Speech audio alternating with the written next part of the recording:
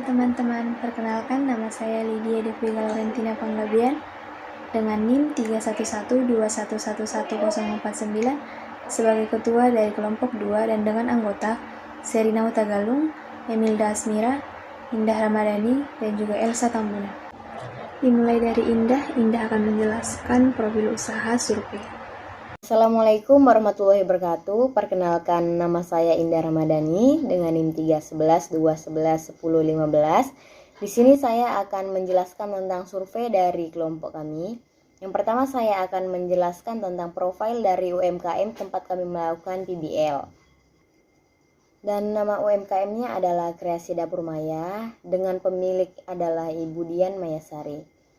Beliau adalah seorang ibu rumah tangga dan juga seorang guru yang beralamat di Perum, Buana Raya, Kluster Europobia, Batu Aji. Nah, dan dapat dilihat di samping bahwa ada beberapa hasil dari produk UMKM kami. UMKM kami bergerak di bidang makanan. Nah, berikutnya saya akan menyampaikan dari beberapa survei kami. Yang pertama yaitu pengertian dari usaha. Usaha adalah suatu kegiatan yang menggunakan tenaga, kreativitas, serta kepandaian dalam menciptakan produk yang memiliki nilai jual. Nah, selanjutnya ada faktor pendorong menjadi wirausahawan yang sukses. Yang pertama ada berani mengambil resiko, kedua percaya diri, ketiga memiliki basic jiwa wirausahawan dan butuh pengalaman. Nilai lebih menjadi seorang pengusaha, yaitu yang pertama adalah bebas mengeluarkan kreativitas, kedua menambah relasi, ketiga percaya diri, dan keempat adalah tidak terikat kontrak dan peraturan kerja.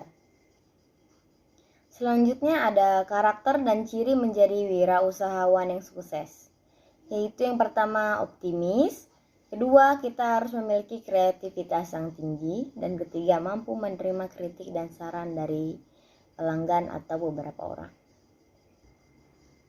Ada beberapa kelemahan yang dimiliki beberapa wirausahawan Indonesia. Dan pastinya setiap wirausahawan pasti memiliki titik kelemahannya masing-masing. Contohnya yaitu pertama, menginginkan hasil yang maksimal dengan cara yang instan. Yang kedua, kurang peka terhadap informasi pasar. Yang ketiga, tidak ingin tahu tentang perkembangan dunia bisnis. Yang keempat, terlalu menyepelekan kualitas produk. Selanjutnya, apa motivasi dalam menjalankan usaha ini? Dan menurut dari owner kami, motivasinya berawal dari hobi dan basic yang dia miliki. Yang awalnya hanya untuk mengisi waktu luang dengan hal yang bermanfaat, menjadi memiliki motivasi untuk memajukan usaha kecil ini menjadi lebih berkembang. Selanjutnya adalah apakah kekuatan dari usaha ini? Yang pertama, memiliki cita rasa yang khas. Yang kedua, menggunakan sistem pembayaran COD. Yang ketiga, menggunakan sistem PO atau pre-order, sehingga konsumen mendapatkan produk yang masih fresh atau masih hangat. Berikutnya yaitu apakah kelemahan dari usaha ini? Setiap usaha pasti memiliki kelemahan masing-masing. Begitu juga dengan UMKM kami. Yang menjadi kelemahan usaha ini yaitu sistem delivery yang memberatkan konsumen dengan harga ongkir yang terkadang lebih mahal dari harga produk, dikarenakan jarak yang cukup jauh. Yang kedua yaitu produk yang terkadang hancur dalam perjalanan apabila tertimpa oleh produk-produk yang lain. Bagaimana cara menimbulkan kreativitas dalam sebuah usaha? Yang pertama, menambah wawasan dari sosial media tentunya.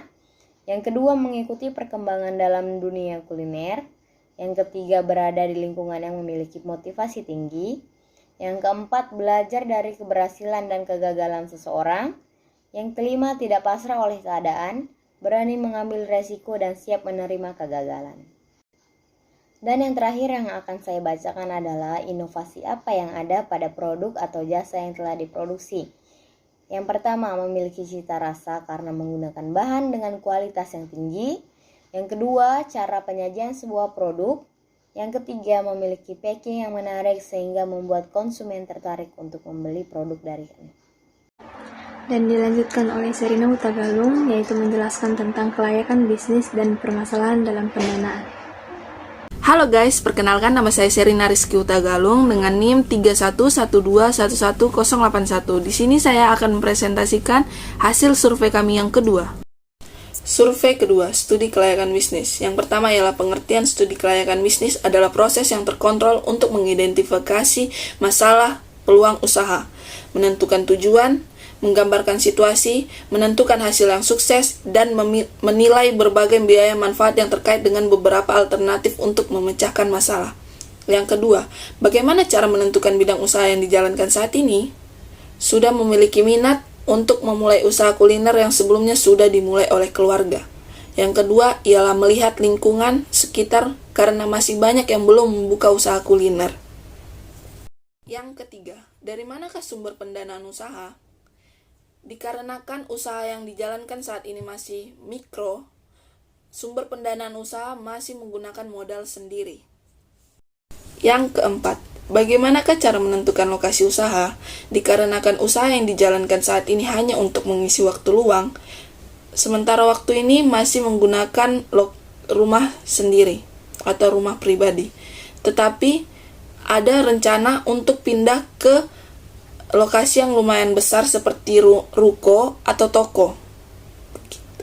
Yang kelima, permasalahan yang dihadapi dalam mendirikan usaha.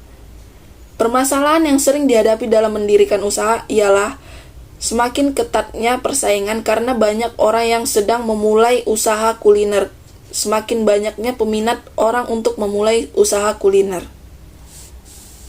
Kemudian Emilda akan menjelaskan tentang kendala yang dihadapi dan juga cara memilih pegawai.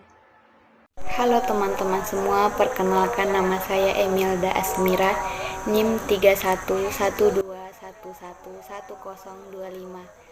Baik, di sini saya akan menjelaskan permasalahan yang dihadapi saat ini saat usaha berjalan dalam hal legalitas dan birokrasi usaha.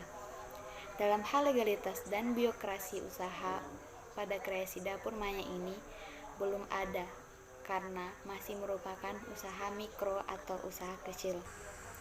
Bagaimana cara Bapak atau Ibu memilih pegawai? Harus memiliki skill dalam membuat kuliner sesuai kriteria yang diinginkan. Kendala yang sering terjadi dalam merekrut tenaga kerja dikarenakan usaha yang masih kecil tidak memerlukan terlalu banyak pegawai, karena pegawai dibutuhkan jika banyaknya orderan di hari raya besar dan orderan beberapa kegiatan. Kendala yang terjadi ialah susahnya mencari tenaga kerja yang sesuai kriteria, masih belum terlalu cekatan dalam bekerja, terkadang pengerjaannya tidak sesuai atau kurang pas. Bagaimana cara Bapak Ibu memilih supplier atau pemasok bahan baku?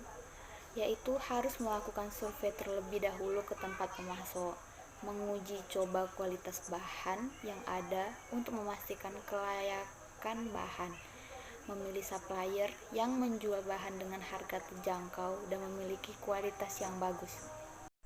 Kendala dalam memilih supplier. Dalam hal kendala memilih supplier harus mempertimbangkan harga dan kualitas dari bahan baku yang akan digunakan. Bagaimana cara Bapak Ibu dalam memasarkan produk? Dengan cara menggunakan sosial media.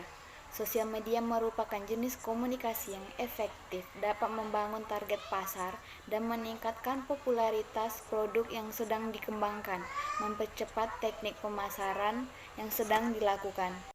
Berikutnya, kendala dalam memasarkan produk. Di sini, media yang digunakan dalam memasarkan produk adalah media Instagram. Sedikitnya followers akan membuat produk kita kurang dilihat atau kurang dikenal oleh khalayak umum. Selanjutnya, ketatnya persaingan dalam bisnis. Permasalahan secara umum yang dihadapi UMKM.